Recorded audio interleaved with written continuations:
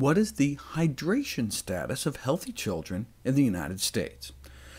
Preventing cellular dehydration is integral to hormonal, immune, neurological, cardiovascular, gastrointestinal, muscle, and skeletal functions. So, researchers got urine samples from a group of 9 to 11-year-olds in LA and Manhattan on their way to school to see how they were doing. $50 to pee in a cup. Not bad. The study was motivated by recent studies in Israel showing children did not seem to be hydrated enough, but Israel's in a desert, so that's why they repeated the study under cooler and less arid conditions. Yet, U.S. kids did just as bad as the Israeli kids. The urine from nearly two-thirds of the kids was considered too concentrated and indicated that they were dehydrated. Why? They weren't drinking enough water. Three-quarters of the kids did not drink water between when they woke up and when they went off to school. But most did eat breakfast, so they must have been drinking something. The problem is that other beverages are not as hydrating. The levels of sodium, sugars, and amino acids in milk and juice can shrink cells and trigger the release of the hormone that signals dehydration. So what, though? Right?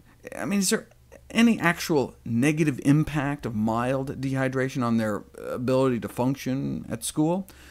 Historically, most of the studies on hydration and mental functioning were done on adults under extreme conditions, like having people exercise in 113-degree heat, or giving people powerful diuretics like Lasix and putting them on a treadmill.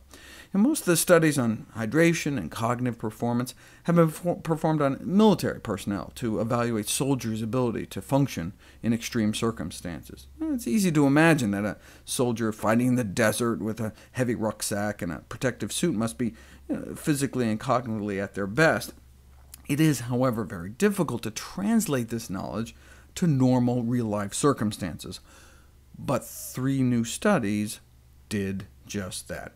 Simple study: take a group of school children, randomly allocate them to drink a cup of water or not, and then just give them all a test and see who does better, and the winner was the cup of water group.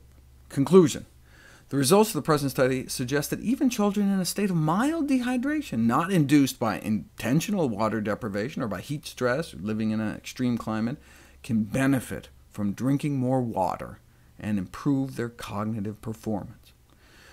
So, water worked for 2nd and 3rd graders. What about 1st grade? Same experimental design, but this time, instead of forcing kids in the water group to drink a cup, the water group was just given some water and told to drink as much as they wanted, and again, found significant improvement in their performance on various tasks, leading to the same conclusion. Even under circumstances of mild dehydration, children's cognitive performance can be improved by having a drink of water. And the latest study that just came out, the largest to date, which really put it all together, they too also found a remarkable proportion of children were in a state of mild voluntary dehydration at the beginning of the school day, found a significant negative correlation between dehydration and, for example, the ability to remember numbers. They offered a randomized group some water, and those kids on average felt better and performed better. Though dehydration might affect some cognitive abilities more than others, it is an adverse state that might render the school day more challenging for children.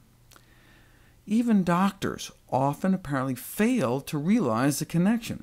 A recent study found that healthcare professionals under-recognize the importance of proper hydration for mental health. Who would care enough about the importance of human hydration to even do such a study? The European Hydration Institute, founded in part by the Coca-Cola Company. Significant improvement in cognitive performance, but not with Coke, and not with Ritalin or some new drug either, just plain water. Think how much drug companies could make if they could sell sugar pills, but just tell kids to take the fake pill with a glass of water.